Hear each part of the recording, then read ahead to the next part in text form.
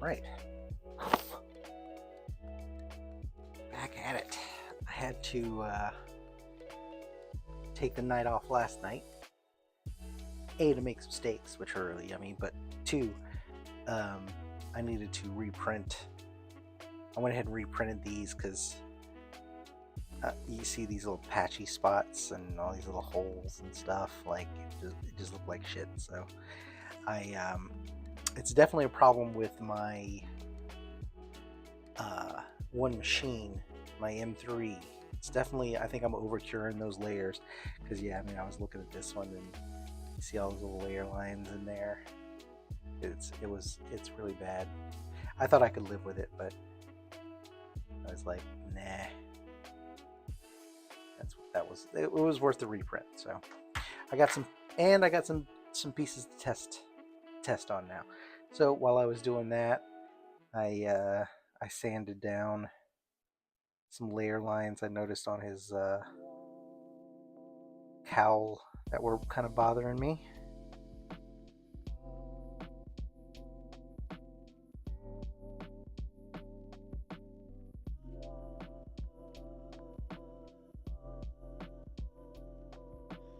That's good. Yeah, so I sanded that down and filled a couple little holes. So I'm going to prime these real quick and then I can get started doing other stuff. Probably going to take care of these bases tonight. But for right now, let's get this primed done real quick.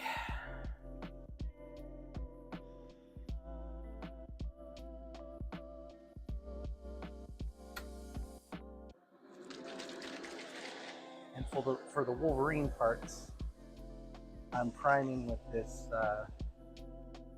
Vallejo Gray primer. It says gray, but it looks more white to me.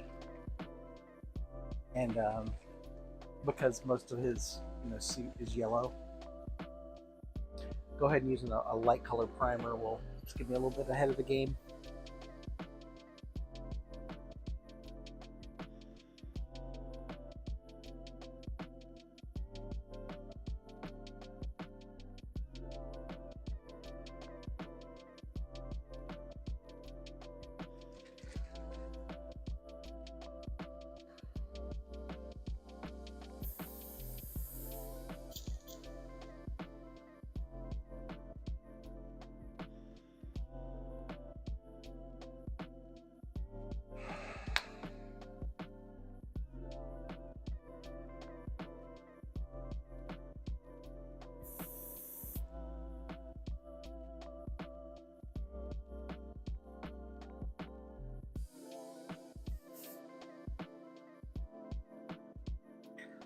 Alright.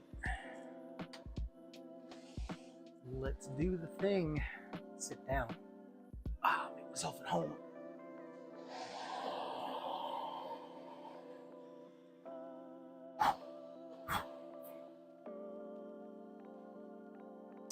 Oh wait, there were a couple spots.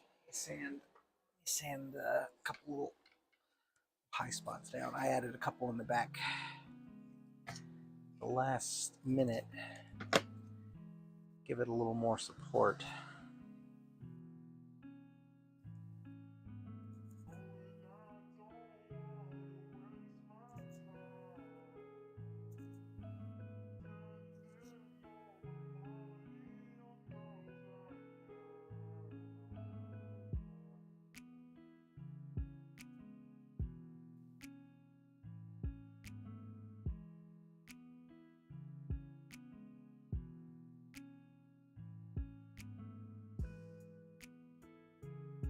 All right, a couple little high spots.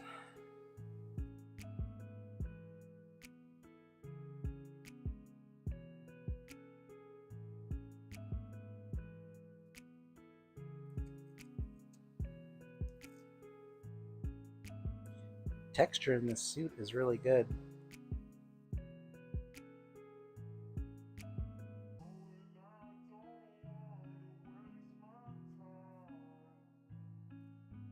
I'm happy that I didn't have to muck it up too terrible with the with support marks. I was able to hide most of them. which is why I forgot to sand them, which is what I'm doing right now off camera. So I will be back in just a couple seconds.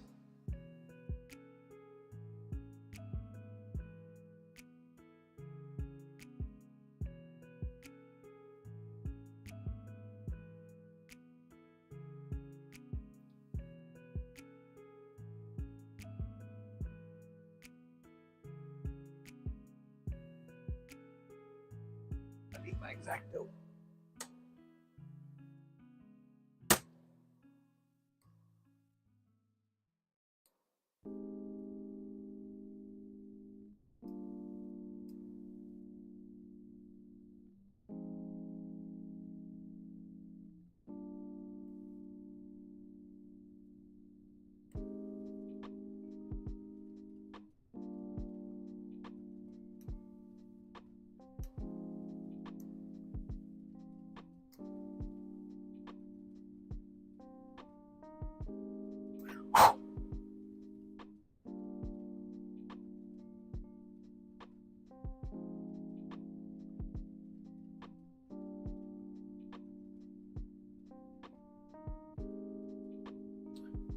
Give it a quick quality control, real quick.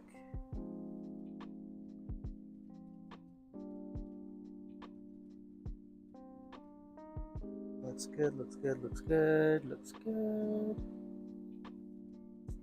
Take that down just a bit.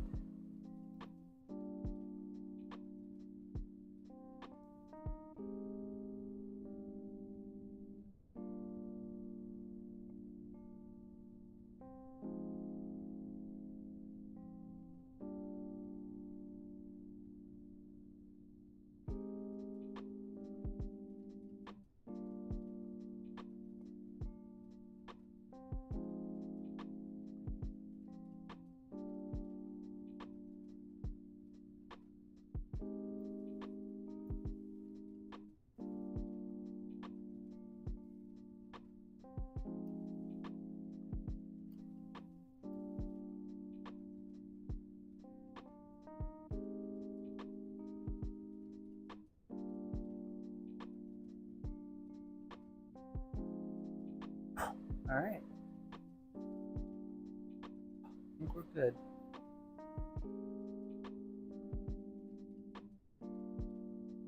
Sorry about that distraction. What's up, Swedish Forge? Sorry, I was looking down. I had a last minute, a couple little spots I needed to sand off. This is a reprint. This is why I was not painting yesterday. I was reprinting these bad boys because there was some issues. So now I'm just going to get them primed, and then I will be painting painting the bases tonight, I think.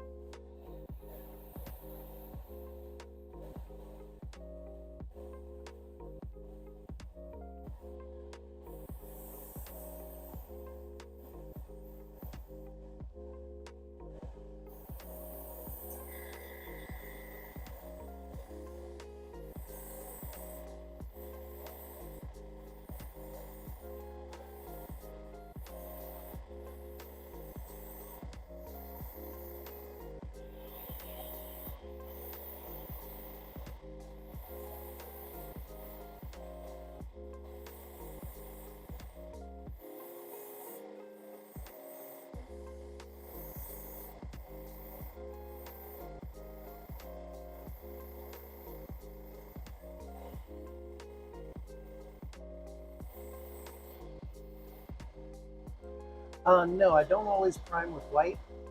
Sorry, I'm not looking at the screen. I'm just priming with this Vallejo gray on the Wolverine parts because most of his suit, is yellow and blue, and I want to have a nice, bright white undercoat for the yellow. So that's why in this instance I'm using a white primer. Although this is actually Vallejo gray, but it does look white to me too. So I guess they have another shade even lighter than this.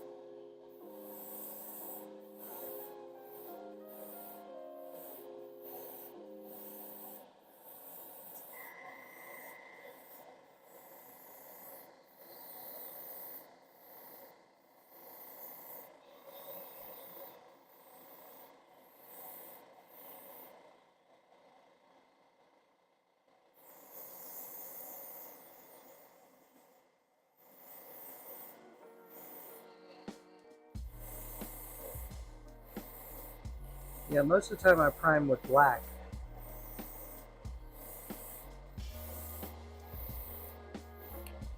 This is a special case.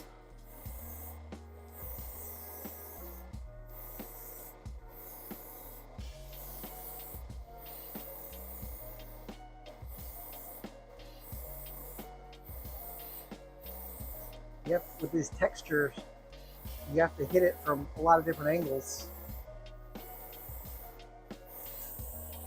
Get it down in there.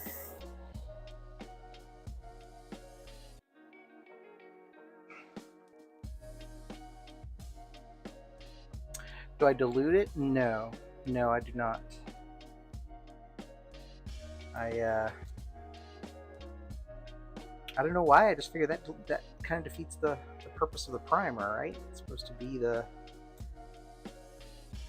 layer that everything else sticks to, so in my brain I don't feel the need to thin it. I also do it spots. I'll get those in a second. What was I gonna say?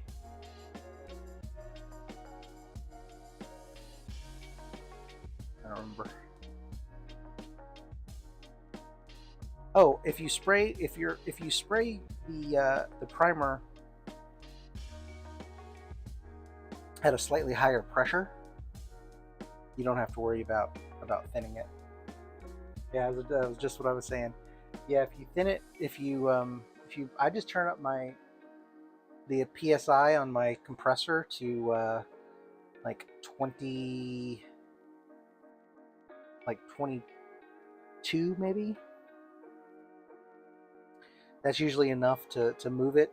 And I learned a really interesting trick from a guy, a miniature painter. And basically, if you keep the nozzle, like if you keep the needle right at the point where the paint is just barely coming out, you can hold it there, and the tip, it won't dry on the tip because such little paint is moving through. There's not enough to crust up and dry on it, but it's still going to move through, no matter how thick it is. I mean, well, up to a point, obviously, but yeah, that really atomizes this primer really well, and I've had good results with it, and without having to thin it.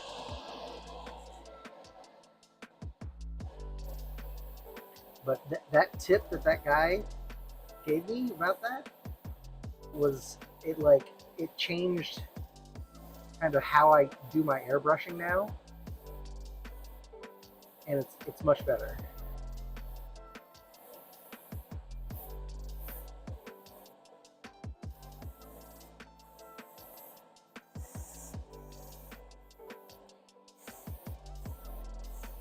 You just hold it right there, right where the paint is just barely coming out, and then you can just build it up, and by the time that, like, in the few little seconds that you wait, it dries because it's so thin and light, and so you get a nice, even, powdery kind of finish. Not powdery, but it's like powder. It's the best way I can describe it. It's just kind of light.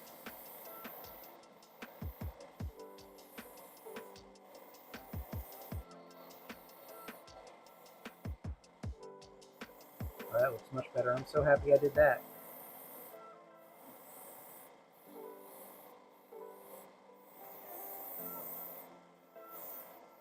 Oh, I forgot about that spot.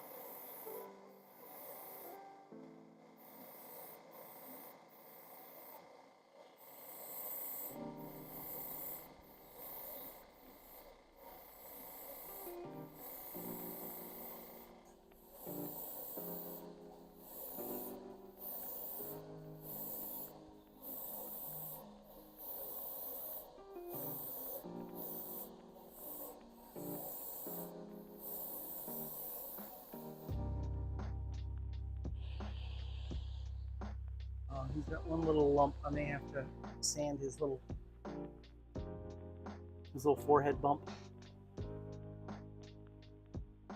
That's the thing when you're printing these portraits. More oftentimes than not, the way you orient them, you end up with a little spot right in the center of the forehead. What's up, Bean? You end up with a little dot right in the center of the forehead, and I tried to seal it, or I did seal it, drop a little drop of resin on there, but I can sort of see it sticking out like a little zit. So I'm gonna sand that down in a second. Gotta hit a couple more spots.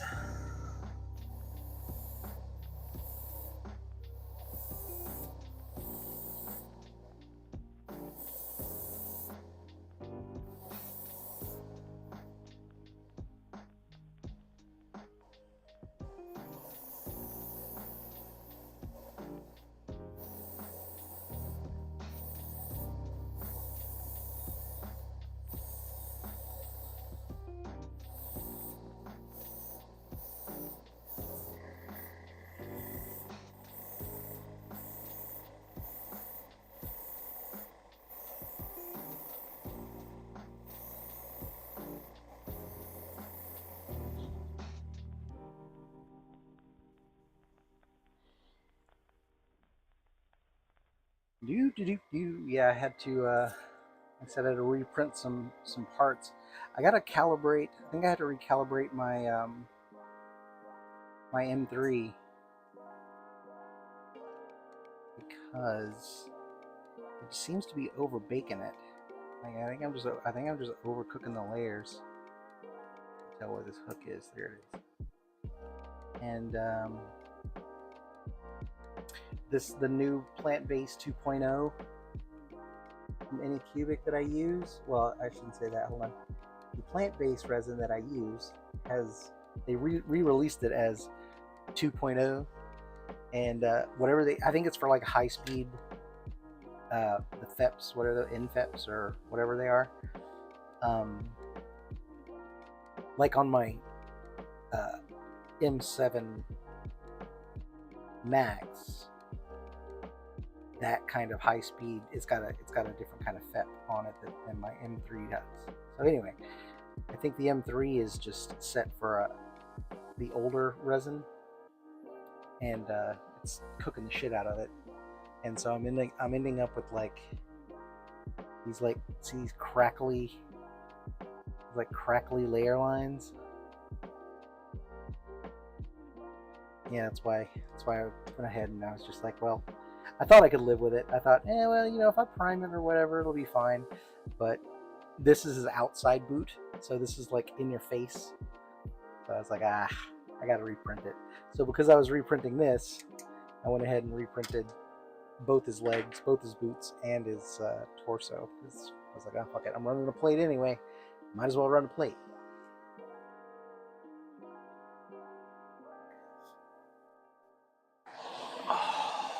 Alright, let me prime these boots and then I'll get to painting.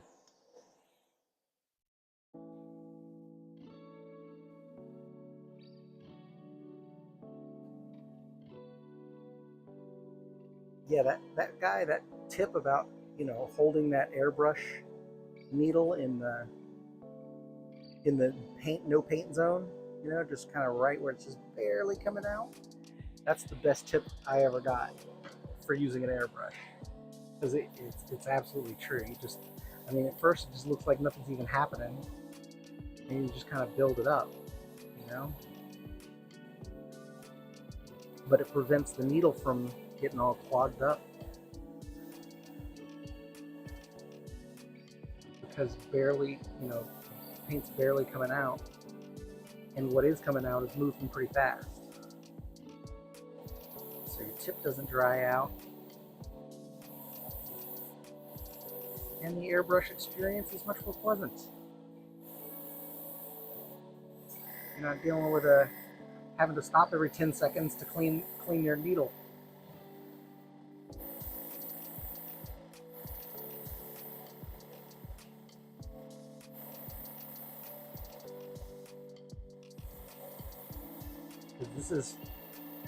This is primer straight out of the bottle. I didn't thin this at all.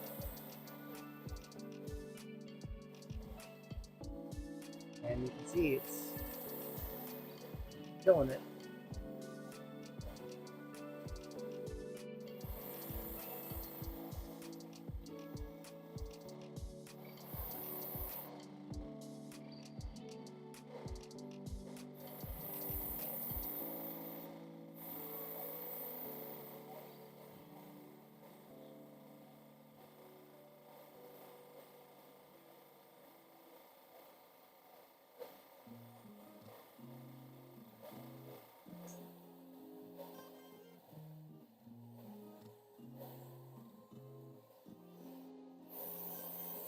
And it's counterintuitive, you know. You would think that pulling the needle back and just hammering it down would, you know, the paint would flow and there would it wouldn't dry on the needle tip. But yeah, you just gotta. It's completely the opposite. No, it's not only for primer; it's for everything. Like anything you run through your airbrush, it gives you a whole lot more control too, because you're just barely missing it. Like you would have to purposely make the same mistake multiple times in order for it to start to show up. And even then, you can correct it as you go because the paint is so soft, it's so subtle. I have to. I'm trying to start thinking about the airbrush as more of a has more precision and has more sensitivity than what I was using it for. Because you know, I was just flooding the chain. I was just flooding the needle head, just flooding it, just letting it as much go through as I could, and I would struggle with it sometimes. But this Harder and Steenbeck airbrush, not so much. But the Iowata I used to run, that that would clog like all the time. And now that I realize how much of it was just user error and not the actual airbrush's fault, you know, I'm like, well, lesson learned. I'm also trying to get comfortable with just holding the airbrush closer to the target. That's another thing that I'm uncomfortable doing, I guess. I don't know. I've been doing this for a while, but it's still one of those things that I'm like conscientious of.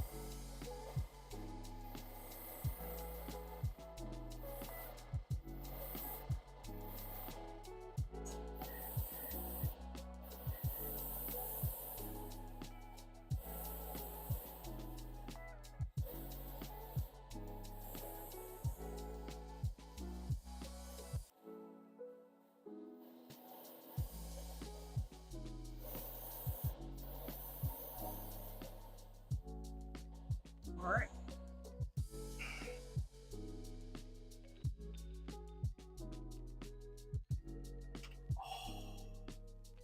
Glad I was standing right here. One of my hooks almost gave way. All right, Swedish Forge.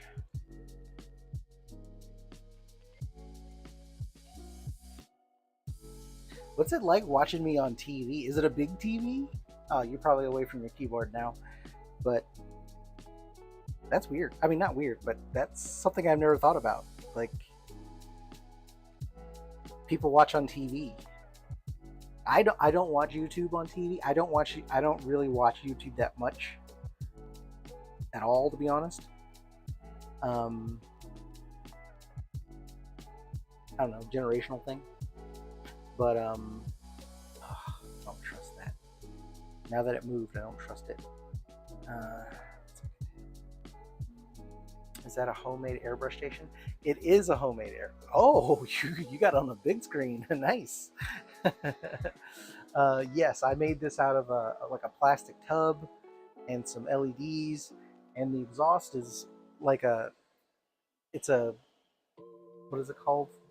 Like a portable exhaust, a portable airbrush box from like Amazon, I think. So I'm going after some pliers. Um, but I'm very excited that I got a nice bonus from the work, and so I bought a waterfall airbrush box. Like a I don't know if you've seen these things, but they're very, very cool, and it's supposedly really, really, like, it looks really much more effective than this dry box that I have. Um, it'll you know, catch more. It'll suck out more air. It'll vacate, you know, more air because of the water flow, the waterfall thing, and then all the particulates, you know, are getting caught in the water and getting washed into a filter, and so it should be a lot quieter. So I'm getting rid of this airbrush box and upgrading to this waterfall box. Hopefully in the next month. It says it's shipped. It's coming from China. Um, scheduled for like mid-April. So hopefully mid-April I'll be rocking a new airbrush setup that is very, very sweet. All right. Turn the fan off. It is noisy boy. All right.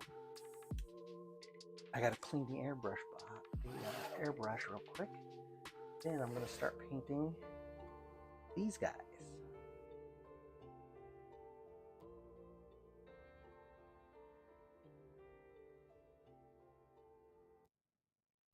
Did I put in a code? Yeah, there I did.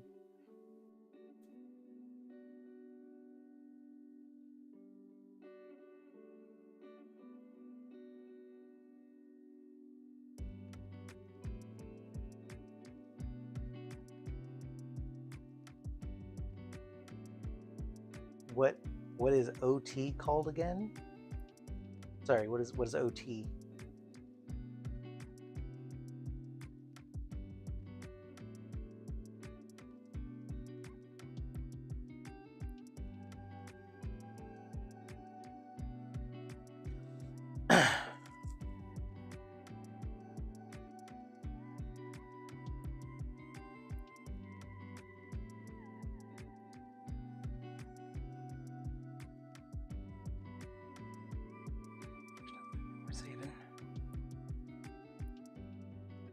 Oh, what is it called again? The waterfall. Yeah, it's just called a waterfall airbrush booth. Um, the one I found is on Amazon, and like I said, it looks like it shipped from China a couple days ago. So it'll probably be a couple days before I, you know, gets to where it's going to, and then customs, and then all that jazz. So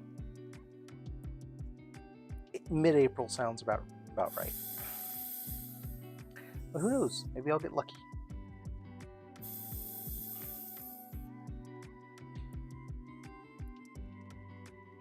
I am very excited. It's pretty cool looking. I got one of the nicer ones. They had a couple. They only had like 2 or 3 to choose from. And I got the one that has like a touch panel on the top. It's not even a touch panel. It's like a gesture panel. Like it's got like a little IR sensor in there or something. But anyway, it can read when you're swiping left to right or right to left. And so you can control the fan speed, you control the water speed, like all that jazz, and the lights. You know, it's got built-in lights and everything. And yeah, I'm just excited to have a more functional exhaust system. But I watched some YouTube reviews and you know, some use videos, and it looks like it's going to do the job I need it to do. So, and you know, be actually it looks like it's gonna be better than be a nice little upgrade. Because this dry box, it is not like it's just not sucking air out as much as it should. I should be wearing a respirator probably, but only for another month.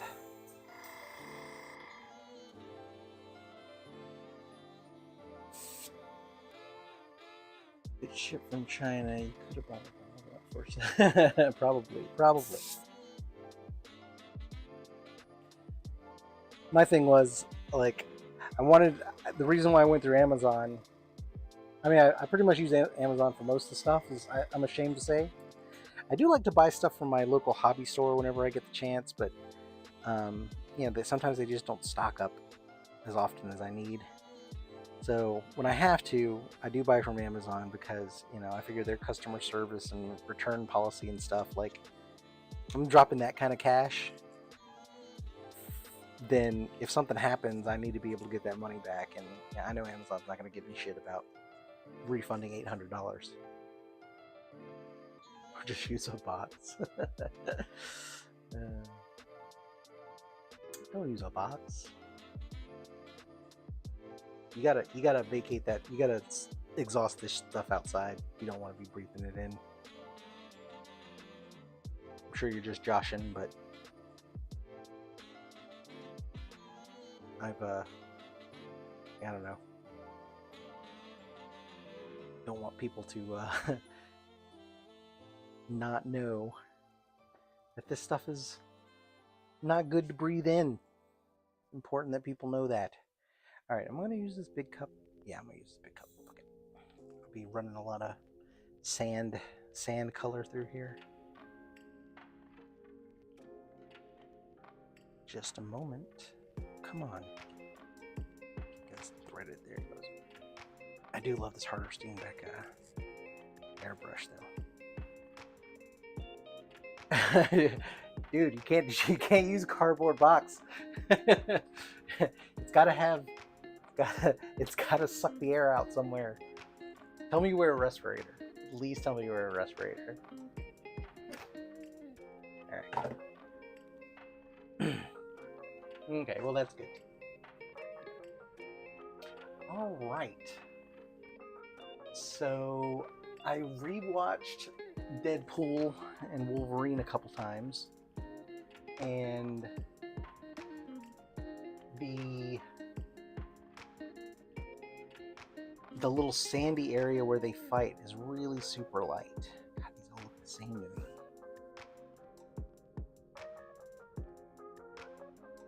Dark sand, buff.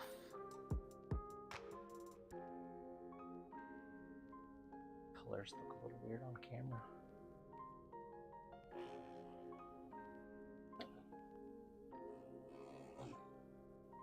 So I think what I'm gonna do is I'm gonna go with this dark sand.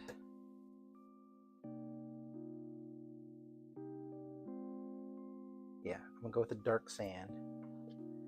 That's gonna be my base for this.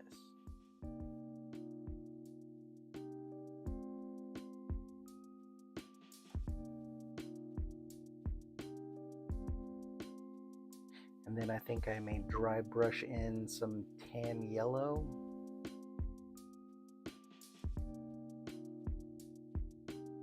In some spots.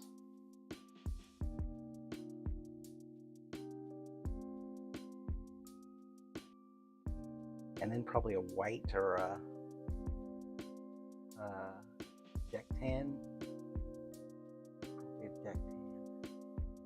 For the highlight. That'll give it more lightness, quote unquote. Especially this little pedestal down here. So I'm gonna go dark sand. Don't think I'm gonna need the tan yellow. I may use a little bit of the buff though.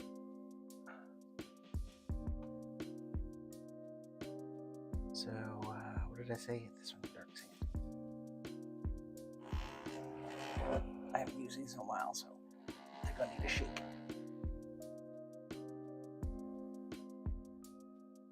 I love this little paint mixer too. I love all my gadgets. I got so many gadgets.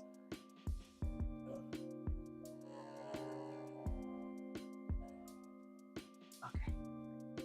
Just like drop in a mixing bowl. But I'm getting lazy. We're gonna go here with some dark sand from Vallejo. Oh, I need my thinning water. I use distilled water to thin paints, especially the ones that go into the airbrush.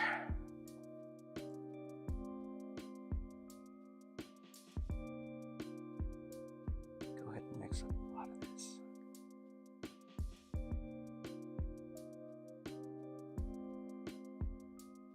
Pretty thin to begin with.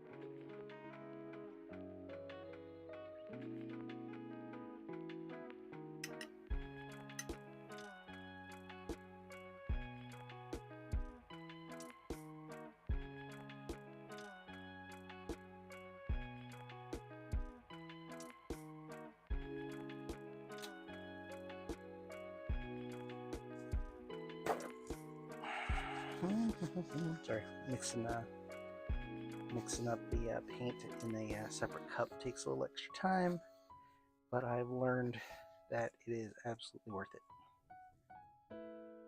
Mixing it in the paint cup, you end up with unmixed paint and, you know, spattering and all that kind of stuff that's no bueno.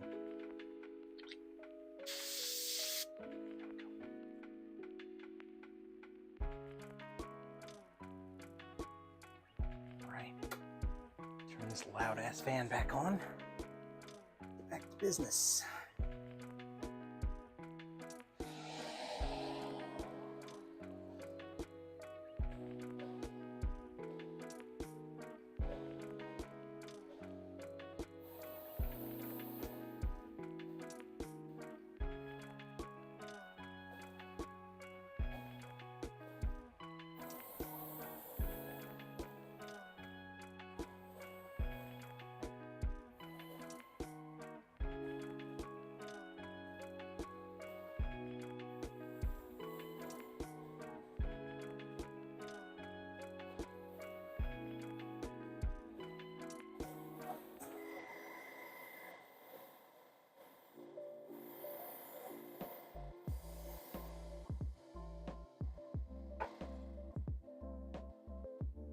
Did you see that?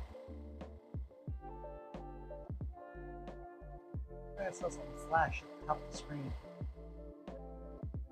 Just flashing black because I'm moving anything around.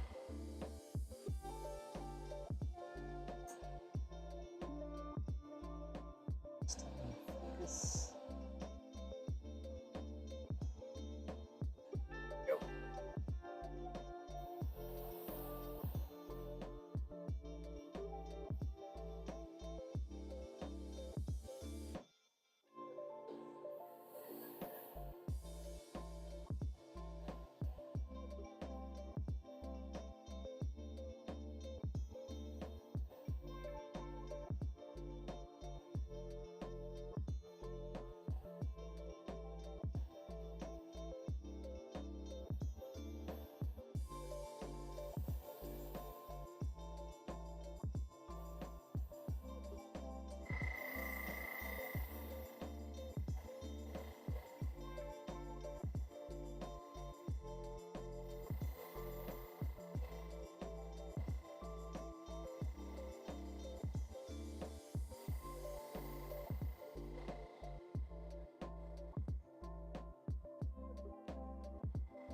Oh, pressure's too high, that's why.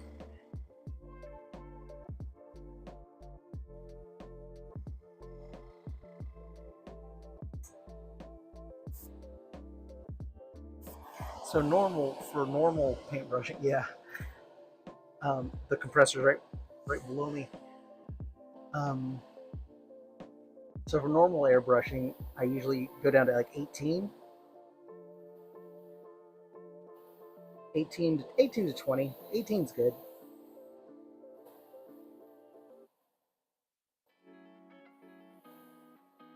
Depending upon the the thickness of the paint. If I need to crank it up a little bit to get a little more atomization, I'll crank it up to 20, 22, something like that. Like I said, for primer, I do around 22, 24. But this is super thin, so 18 is good.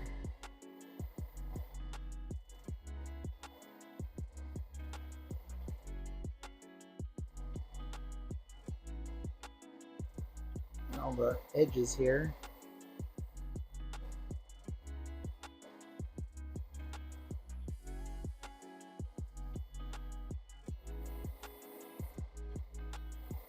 This is actually the darkest color, so I gotta get it down in there. There we go.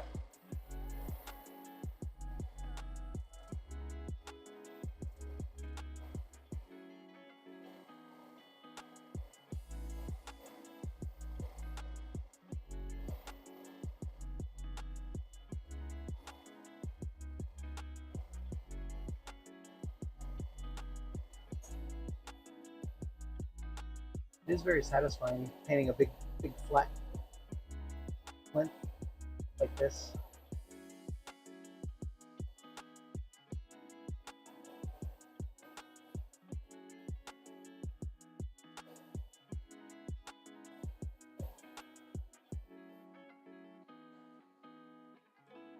Oh, hey, sorry, I'm not looking at the chat. Silver moment.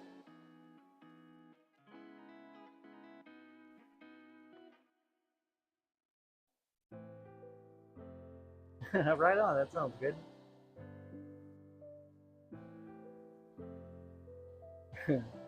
Yeah, I love my little studio. That was part of. Actually, I did something similar. Like we remodeled um, one of the rooms in my house that was basically the width of the entire house, but it was really narrow. I think it was supposed to be a dining room, so it was really long and not that wide. And so, I mean, wide enough, obviously, it's good size.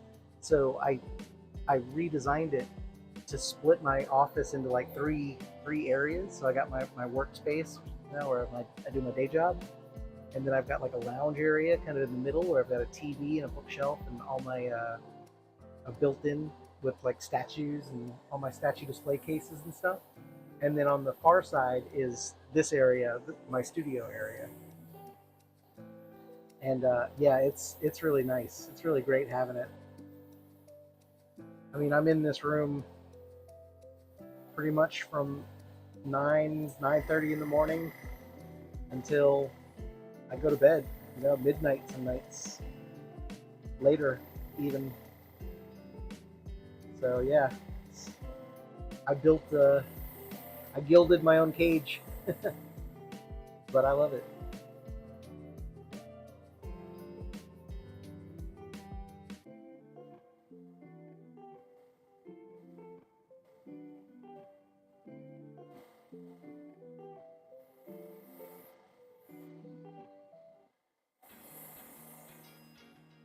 I have to keep hitting this thing from different angles because there's all these little pockets.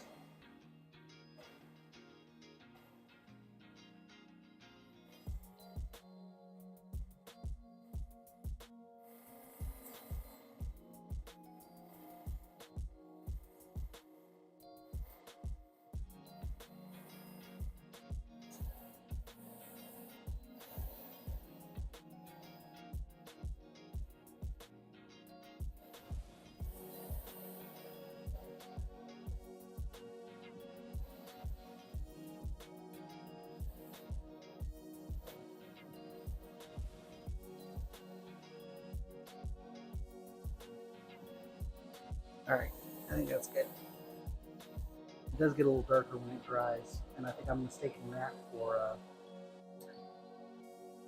uh, primer showing through.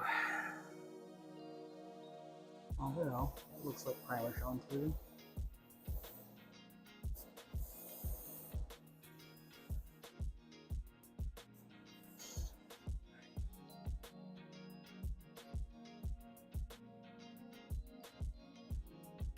I gotta go in with another batch.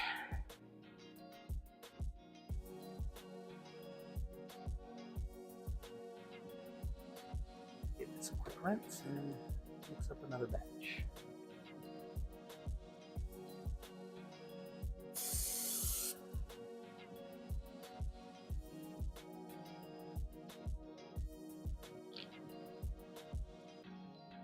Yeah, right on. That's good. Yeah, you do have to, ventilation is important for sure. Got to make sure you're away from the pets in the family. I took an IKEA cabinet and turned it into a resin printing box. I got one of those exhaust. What are they called? A grow tent exhaust. So, and I got one that's big enough to basically vacate an entire room, and I put it in this little, this little IKEA cabinet with a hole cut inside.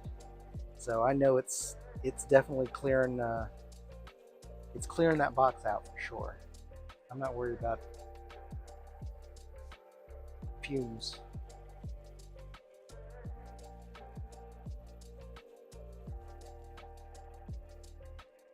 But when I first got my resin printer, I was a dummy, and I just didn't know enough about it, and I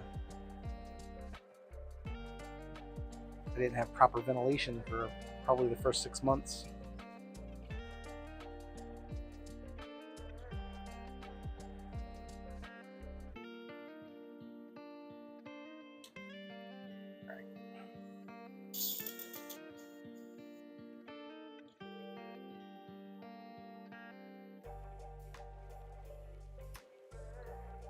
Going in here with some more of this dark sand.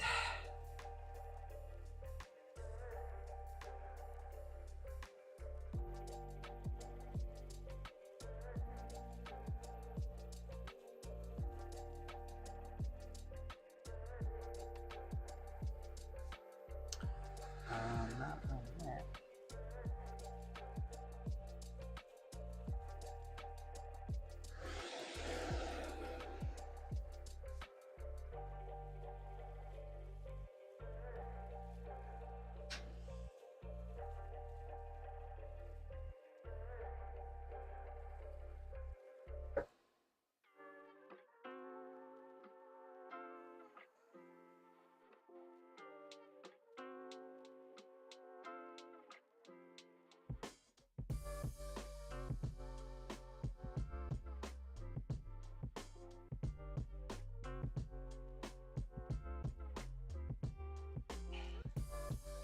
Should check out clear resin gloss.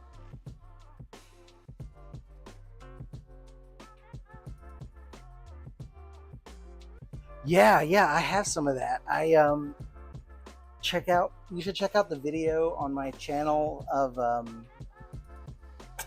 god, what's his name? Mr. Sinister. So going here with this with triple thick clear glaze. Use this on high clear resin, and you'll get some nice crystal clear domes. Really good for canopies and domes and stuff like that. It's crazy. It's really good. I need to go back and reprint my next time I run a high clear run. I'm gonna throw in my Mr. Freeze helmet dome. I did not do a good job on that. I want to reprint that with the high gloss.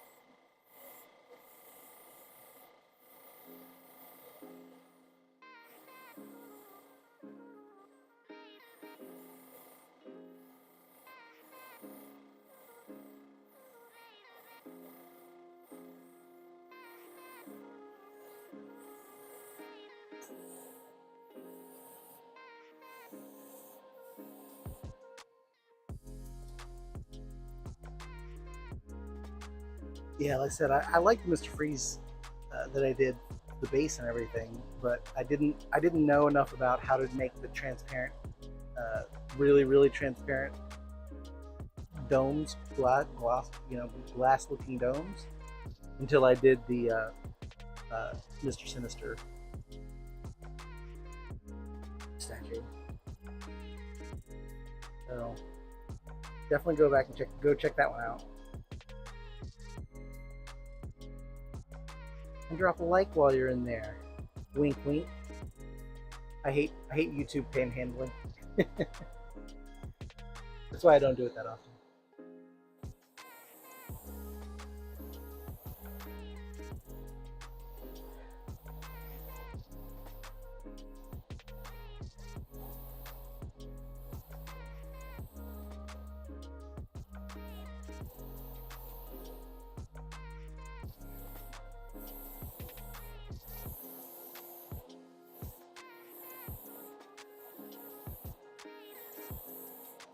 I think I am going to go in and hit this with a sepia wash. I want it to look kind of, really bright sand, really sun bleached sand, but there are way too many little cracks and there are way too many spots to add some of that.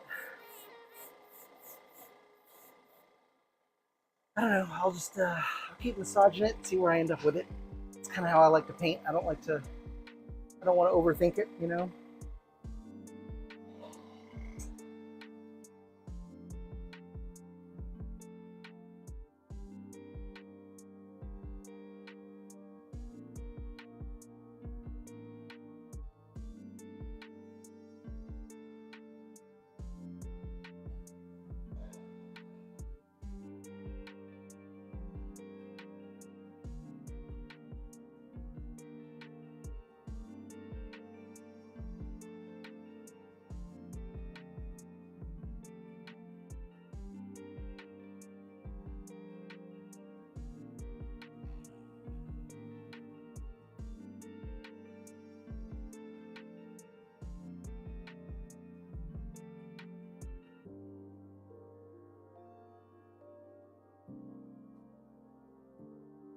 I want to go a little darker on these rocks. I'm going to get with this tan yellow.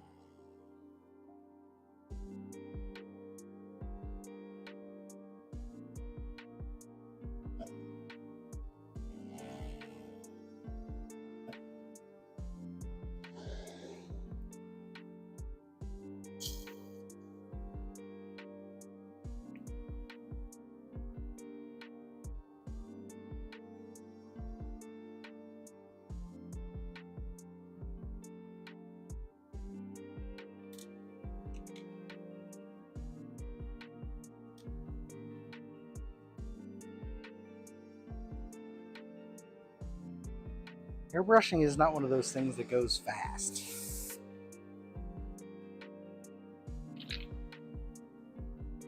Oh wait, hey, Swedish Forge, welcome back. I thought you went to bed. I just noticed it was you.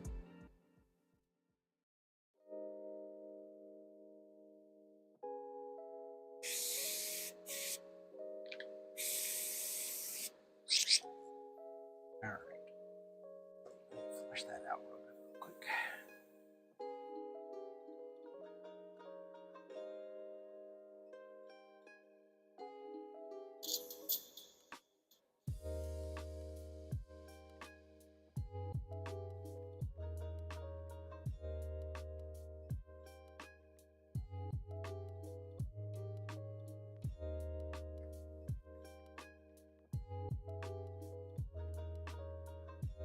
Because that's a little more yellow than I wanted it to be. So I think a sepia wash, and then dry brushing up lighter and lighter and lighter. I think it'll get these base plinths to where I want them to be. That's that stick.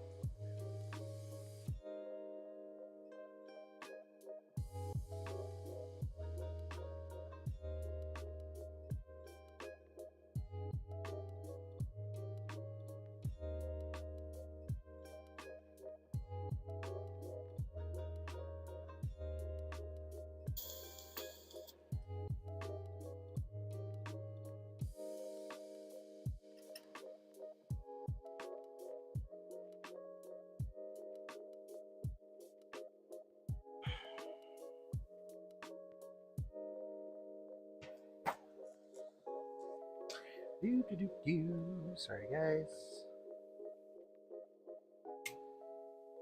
I gotta keep these things clean while they're wet. So time is always against me. I do really enjoy this little stainless steel mixing cup, though. All right.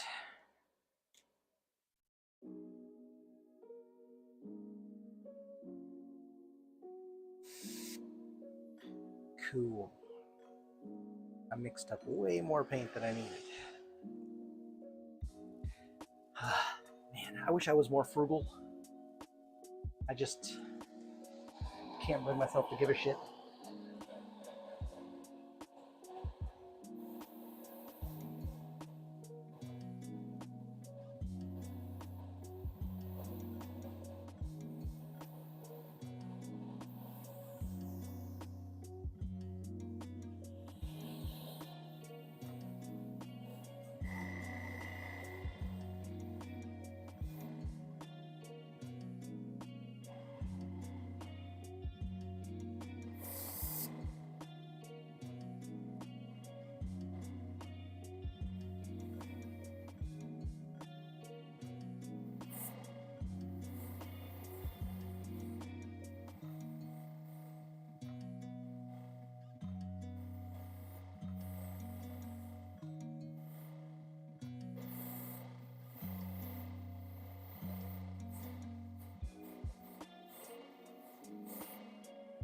It's thick.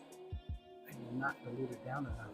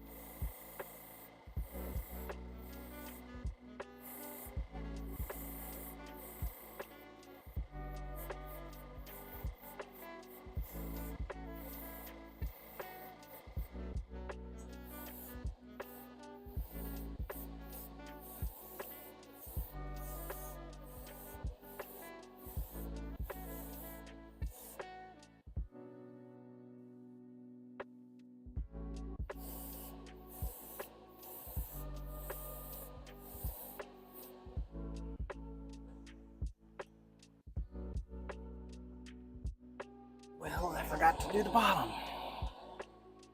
Should have did that first.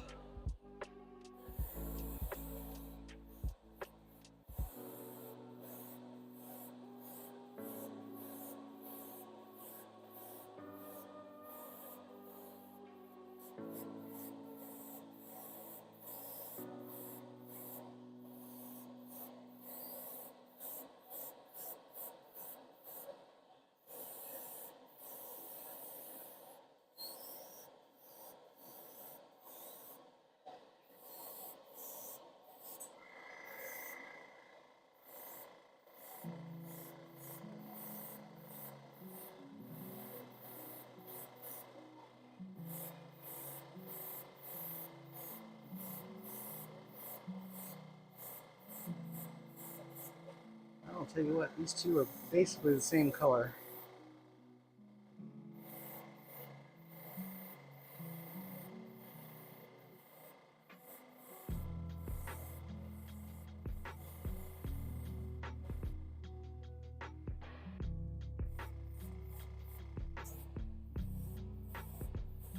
a little bit darker. I'm gonna go in with a bunch of sepia wash anyway.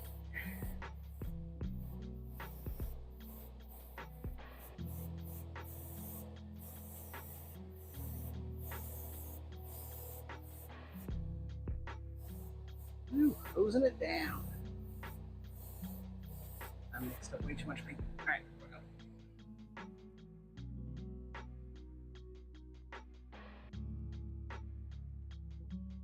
Give that a couple minutes to dry.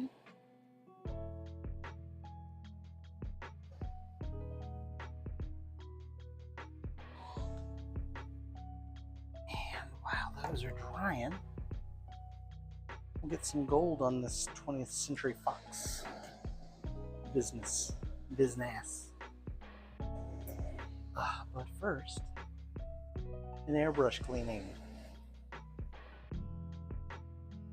I'm definitely glad I added that little card to my.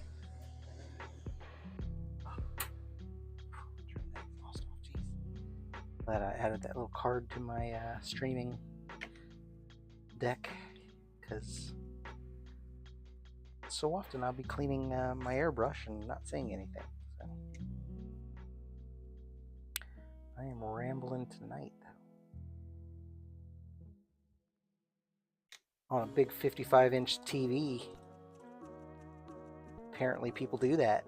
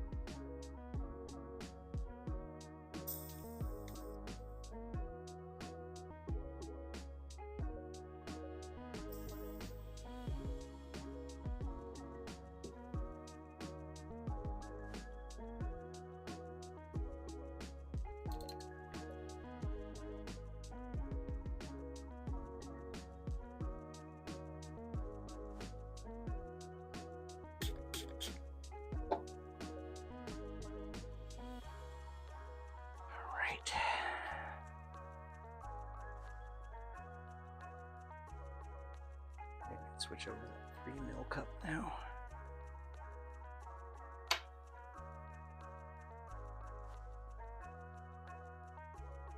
So for this, I think I'm gonna go with Old Gold.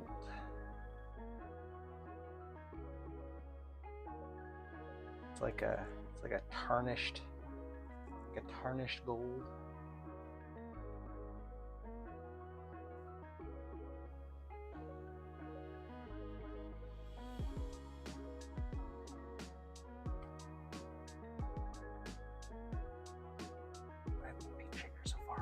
Use it all the time.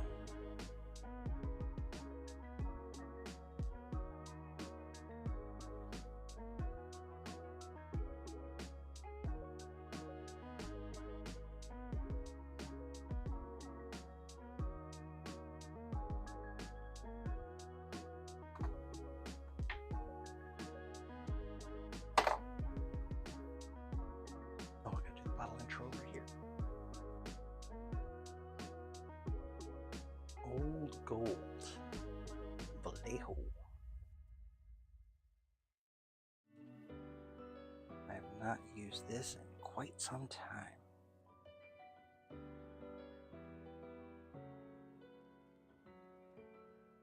Now for metal stuff, I like to use airbrush thinner, like this Vallejo airbrush thinner, because it suspends the little particles, little flakes, keeps them from clumping up. If you use water, I think it's like some electrostatic thing. The little flakes will cluster together.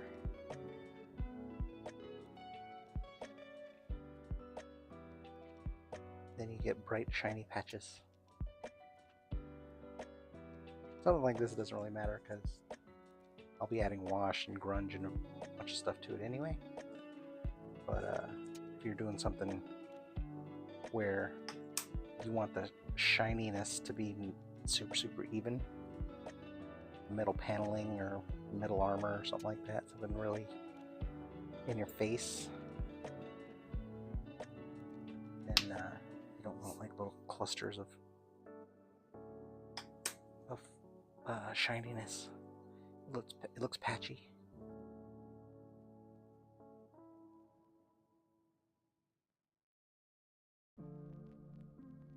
Alright, I think I'm at good viscosity.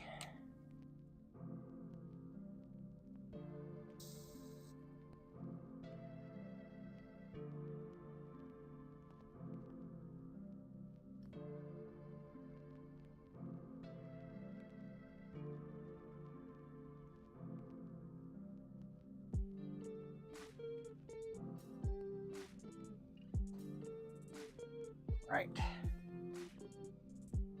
This time I'm not going to be a dummy. I'm going to spray it from the bottom first.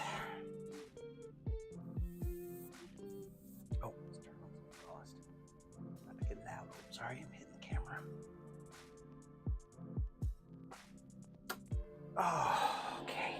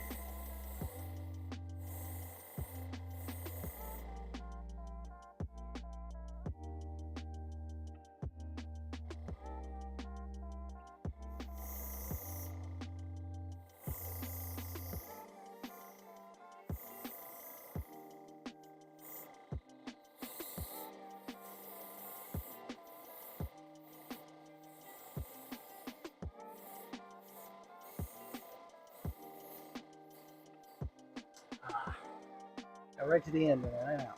A little bit more.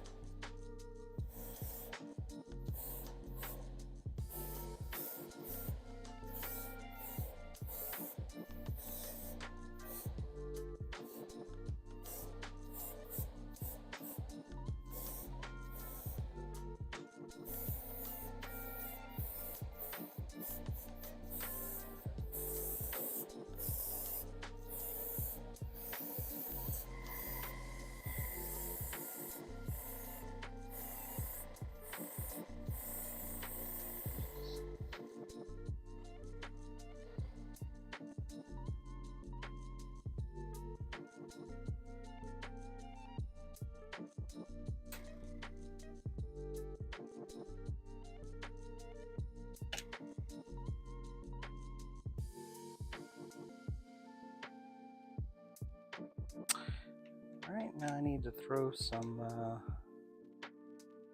satin varnish on the bases.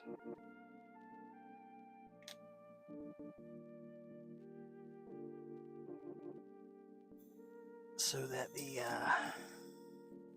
colors are preserved for the next step. Alright, so from a distance I can see there is some difference in that tan yellow in the sand. It just looked very similar when it went on together, when it was wet.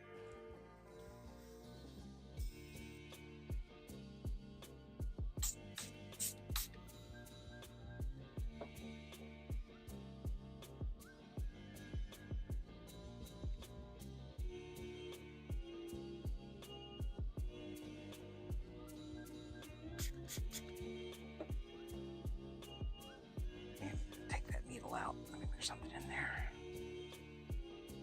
It's going to be a little bit of a deeper cleaning than I had planned, but it is what it is. Clean towel.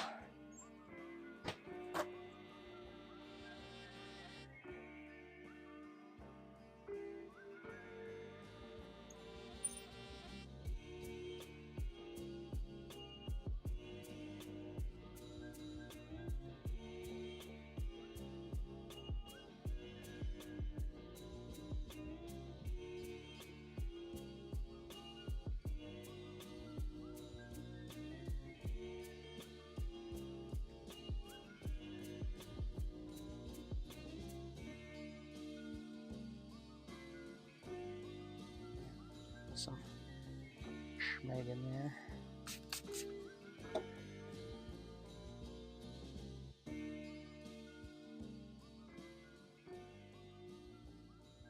Should help with it anyway.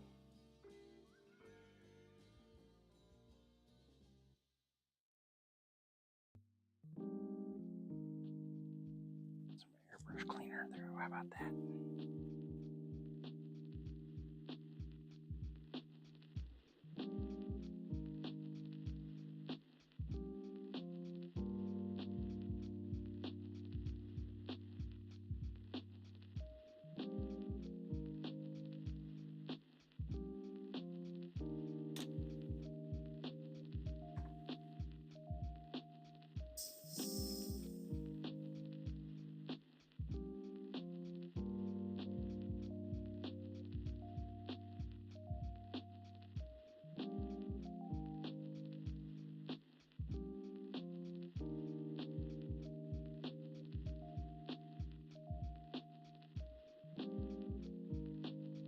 give it a clean before I spray the varnish through. Varnish and primer are pretty thick, so I'll make sure that the needle is nice and clear.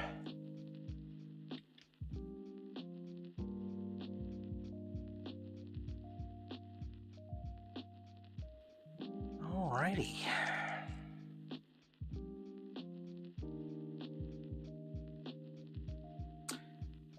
And this,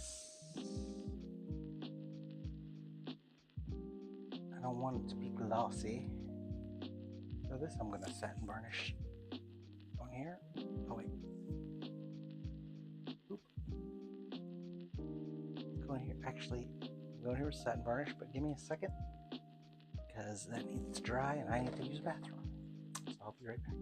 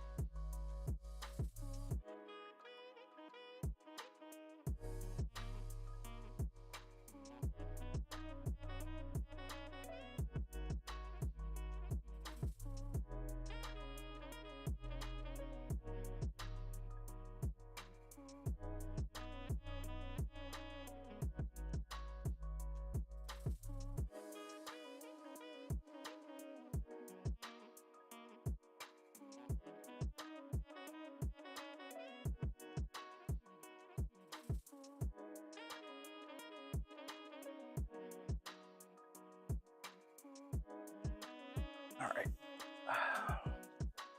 Oh wait, I'm just pouring this in there.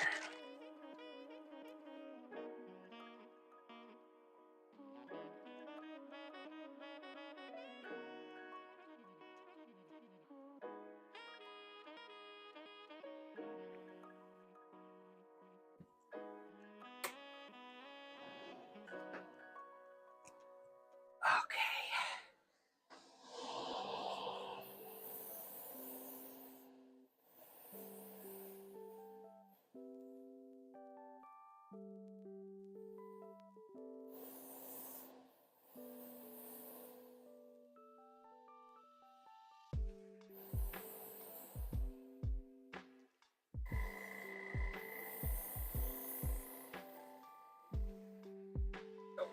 Just want to knock some of the shine off of it.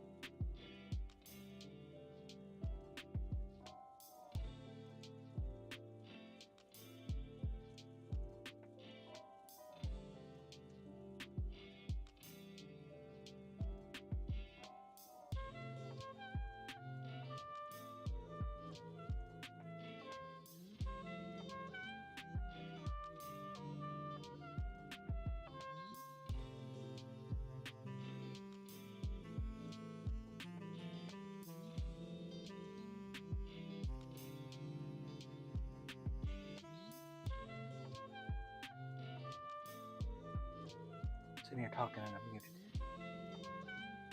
Trying to choose my washes.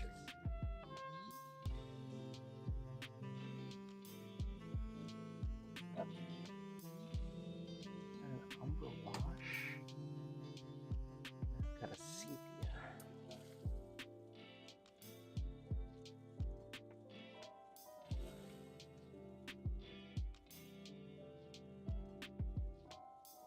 Sepia is going to give me more of a warm brown.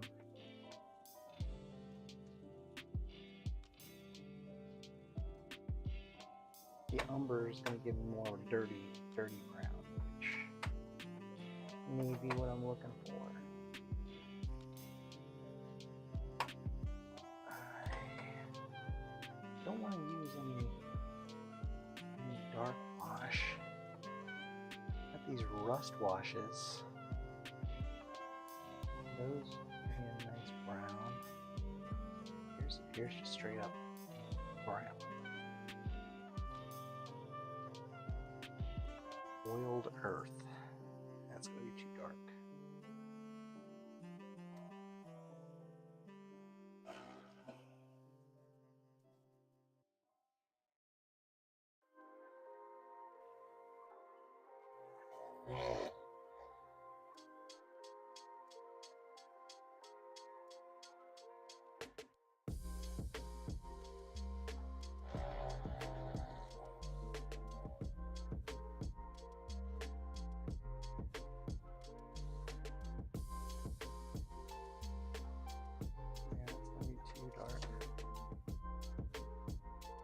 Maybe too red.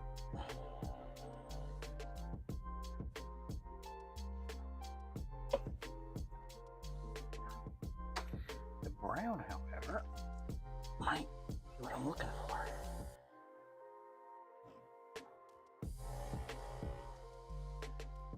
I don't do a lot of these light color rocks, off color rocks. I usually just do rock color rocks.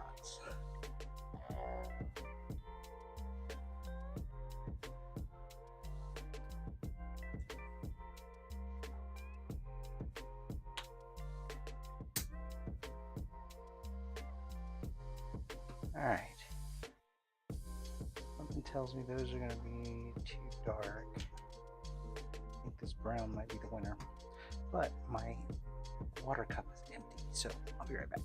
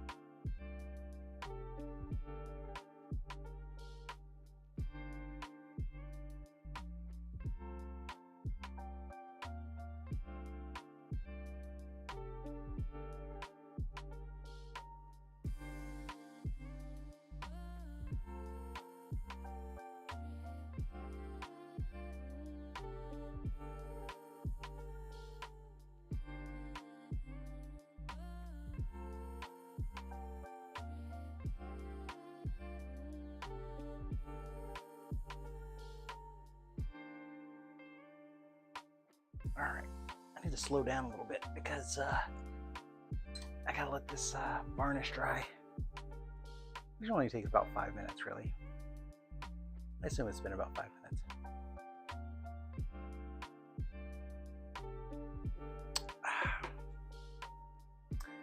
All right.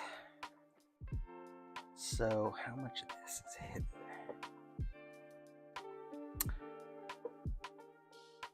Most of it. It's cool. All right. So I'm gonna try a couple different washes before I settle on one.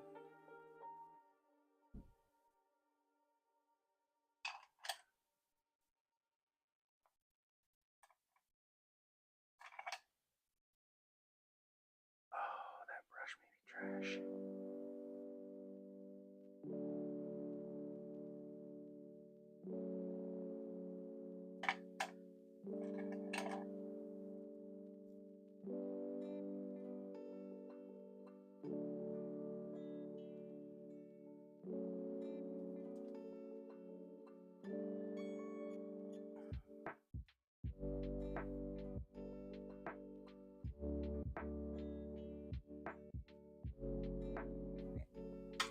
And let me get a paper towel. Excuse me. In case I need to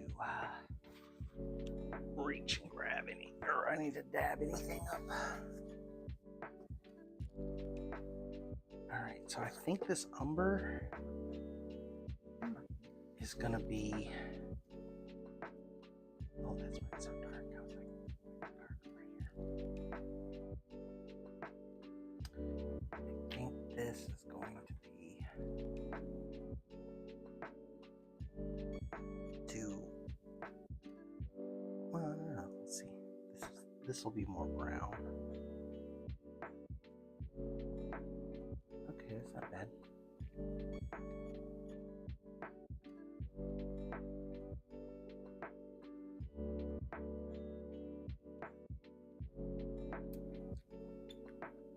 This is the sepia, which will be a little warmer.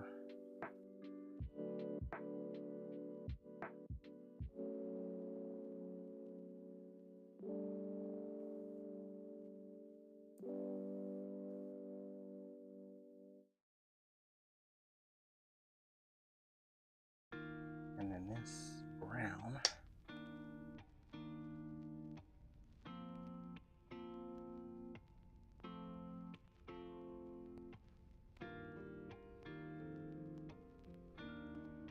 almost in between.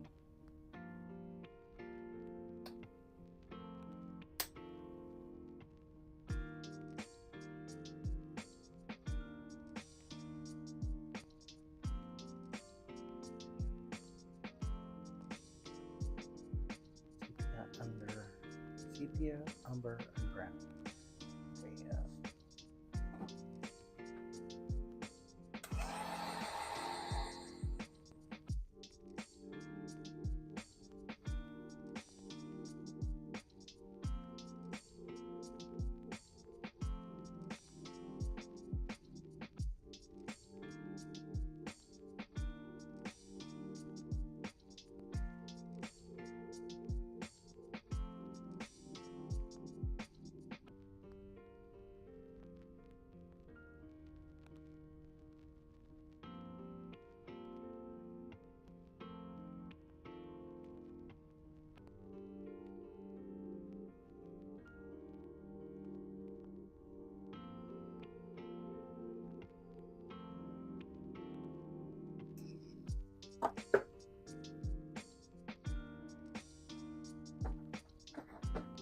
All right.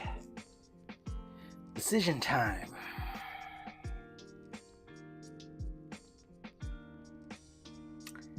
I like the sepia. I like the highs and lows and a little bit of warmth that the sepia brings. These two are about the same. The brown's a little bit lighter. The umber gets down in the little recesses better, but the sepia also gets down in the recesses. I think I like this one. We're gonna go sepia.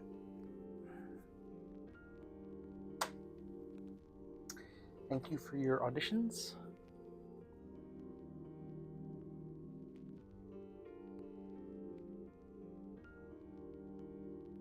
We're gonna go sepia Gotta do my bottle intros.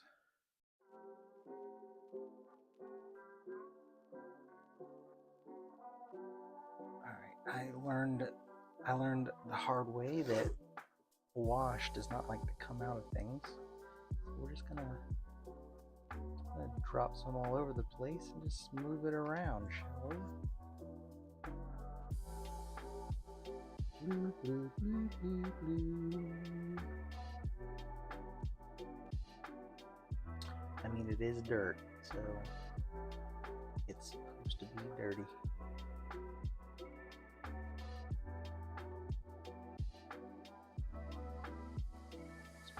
Long. Covered. These drops over here. Are you chilling? These big ass drops. Lots of craggy spots over here.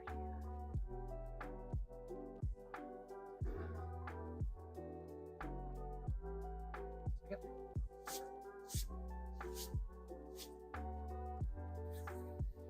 Got some dust or something on there.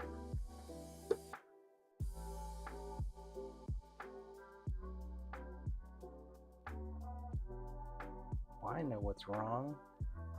I'm short a turntable because I put all of those things on sticks. Name.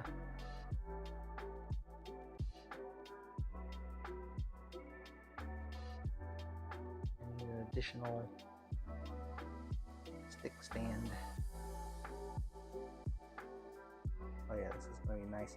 Once I go back and dry brush this and lighten it back up, it's going to look cool.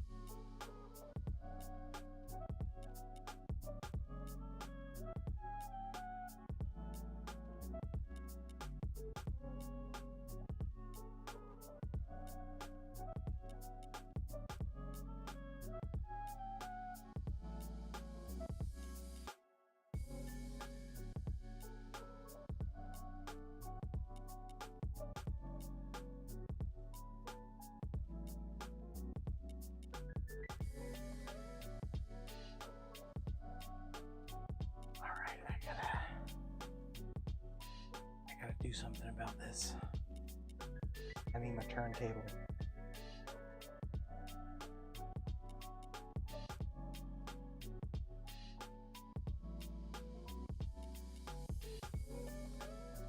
Can't just muscle those in there, can I?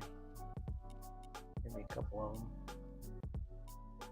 Maybe find a little piece of styrofoam or something I can stab those sticks down into.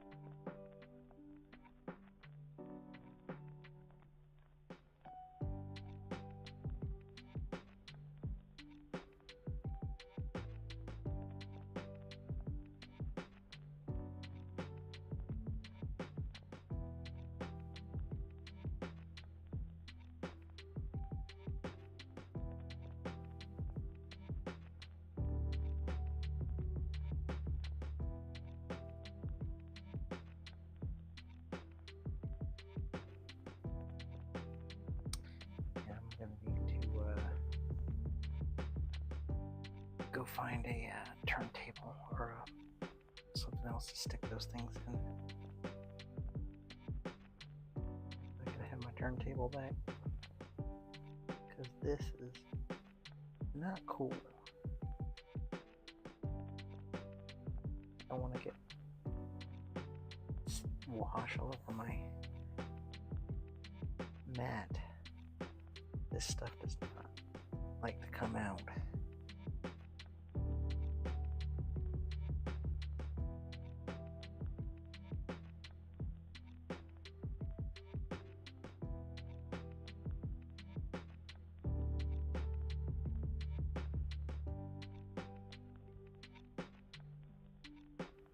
Does, however, take a while to dry, so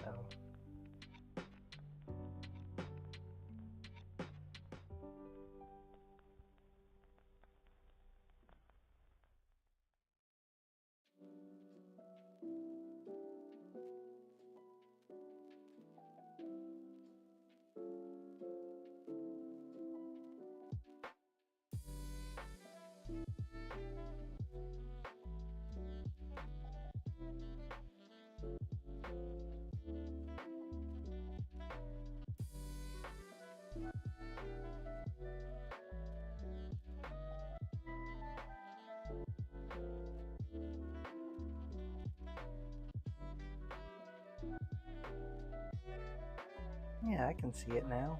I think once this dries, and I go back and dry brush over it.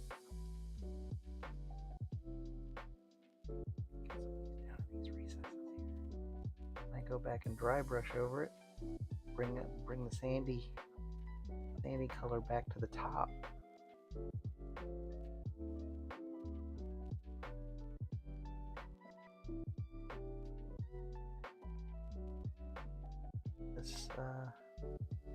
This should look pretty cool.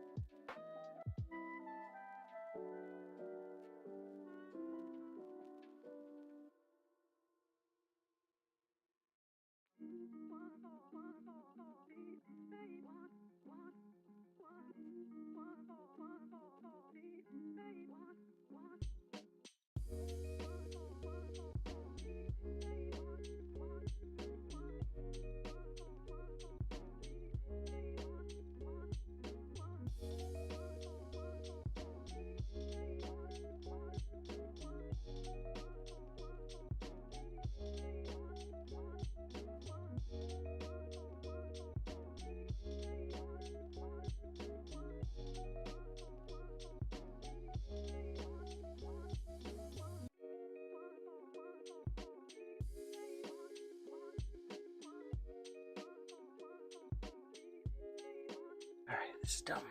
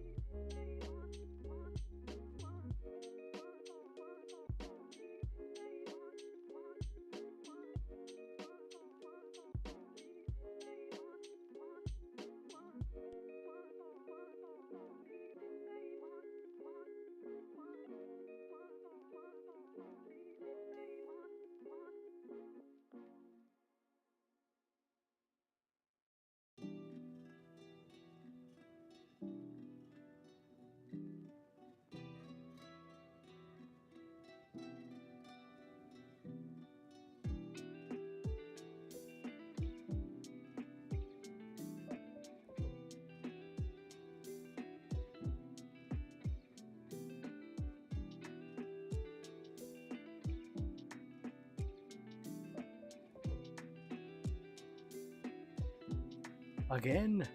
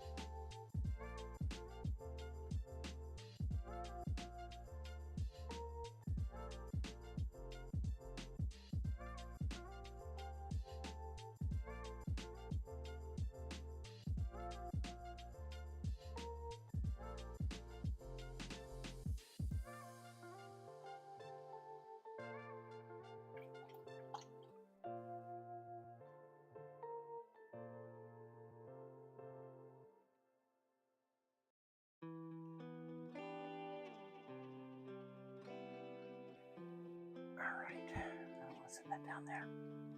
I'm gonna see if I can move these sticks around somewhere else.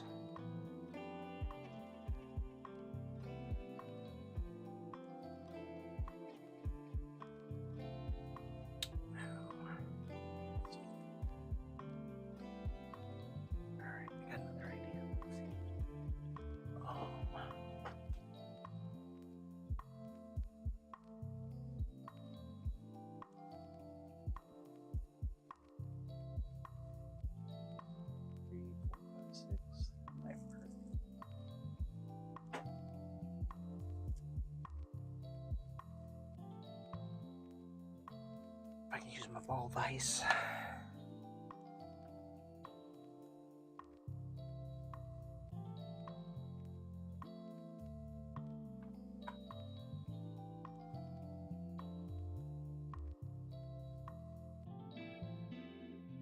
Yeah, baby, that'll work. Bring it over here where I can reach it.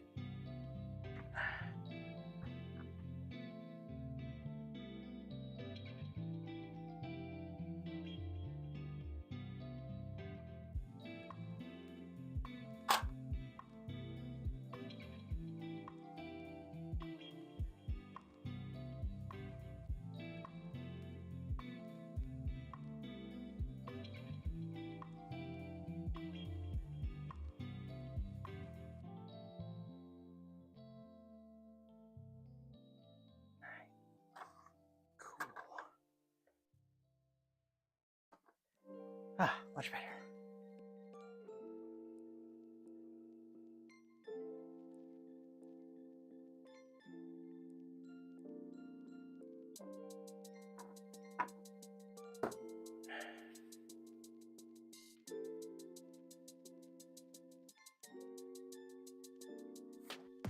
All right.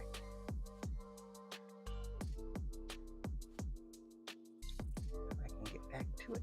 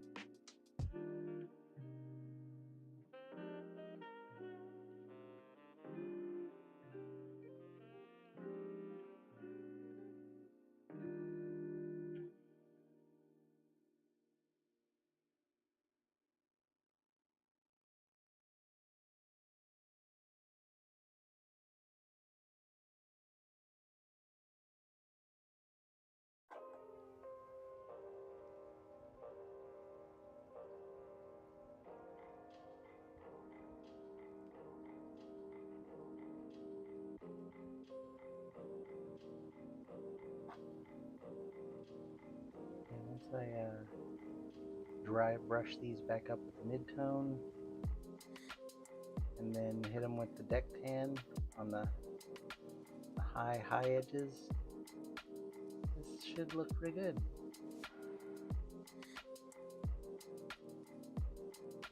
These washes take a long time to dry though, so the session's probably going to be over once I get all this wash on here.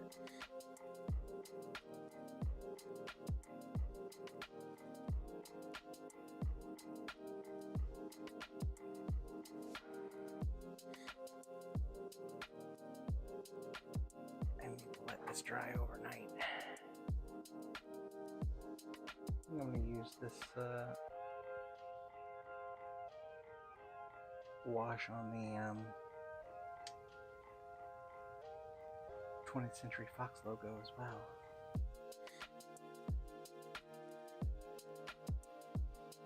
Kind of help bring some continuity to everything.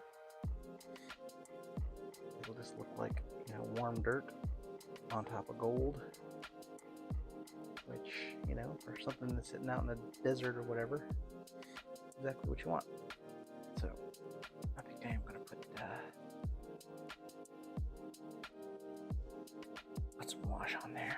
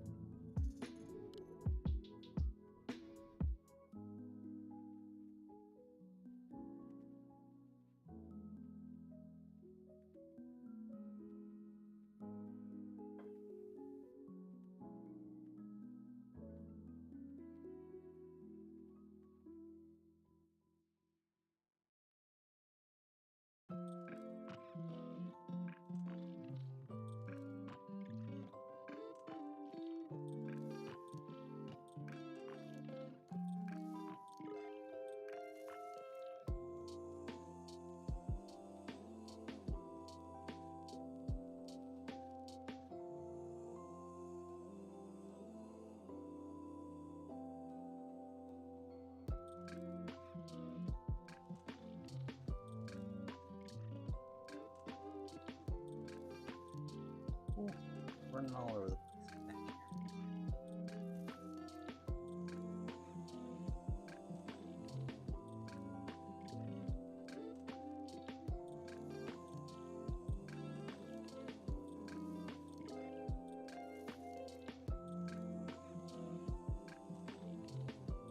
Oh yeah, that's bad.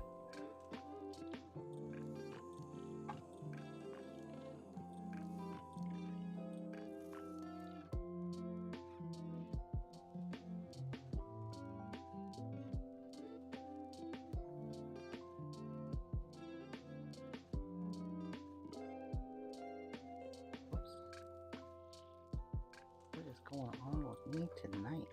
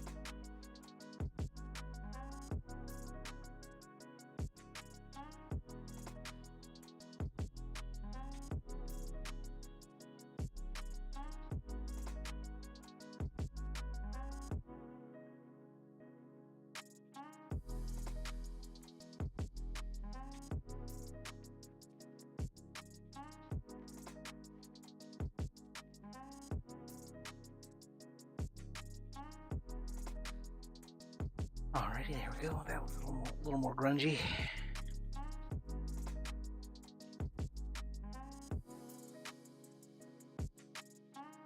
Brighten all this back up. And, yeah. Start painting characters tomorrow. Pretty simple bases, so a couple dry brushes and we'll be good to go. But I think that is going to. Oh, it's 9:45 anyway. It's getting late, so I'm going to go ahead and end this stream and pick this back up at a later date. Hopefully tomorrow, maybe the day after. I don't know. See how I'm feeling. But till then, as always, take it easy.